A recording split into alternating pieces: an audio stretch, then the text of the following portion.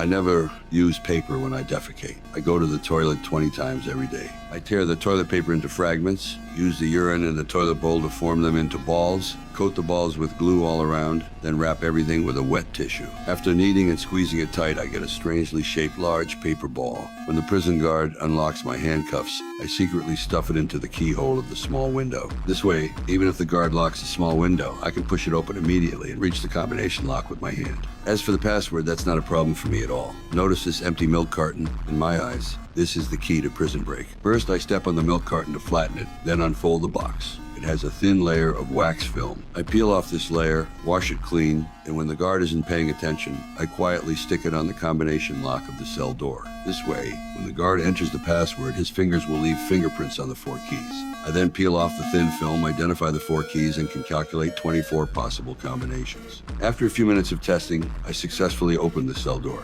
Next, I rewound the surveillance footage to create the illusion that I was still in my cell, buying myself more escape time. Using the ventilation ducts, I successfully reached the fire station. Then I changed clothes and disguised myself as a firefighter. Now it's time for my teammate to make her entrance. She deliberately created an explosion in the parking lot next to the prison to draw out the fire department. Taking advantage of this opportunity, I hid under the fire truck. At this moment, everyone was busy fighting the fire and wouldn't notice me at all. Just like that, right in front of the prison guards, I successfully escaped. However, I didn't rush to flee. Instead, I circled the prison a few times, then asked my companion for a coin and used a payphone to report that someone had escaped. When the police arrived, I put my hands on my head without resistance and returned to prison. I'm not a criminal, I'm an escape master, employed by the Federal Bureau of Prisons to test the security of maximum security prisons nationwide. The testing method involves being imprisoned under a false identity and then escaping on my own. In 7 years, I tested 15 maximum security prisons and not one could hold me. Until this day, when CIA agents approached me,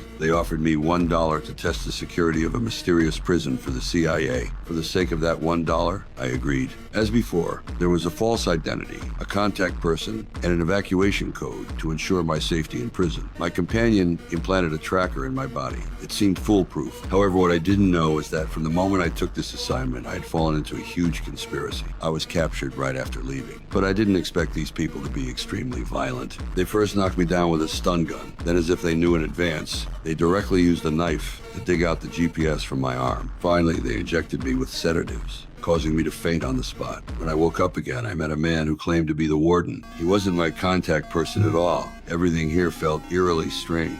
I didn't want to continue and spoke the evacuation code, demanding the warden let me go. Unexpectedly, the warden completely ignored me and still locked me up. It turned out the warden had already joined forces with someone who wanted to harm me, planning to keep me imprisoned here for life.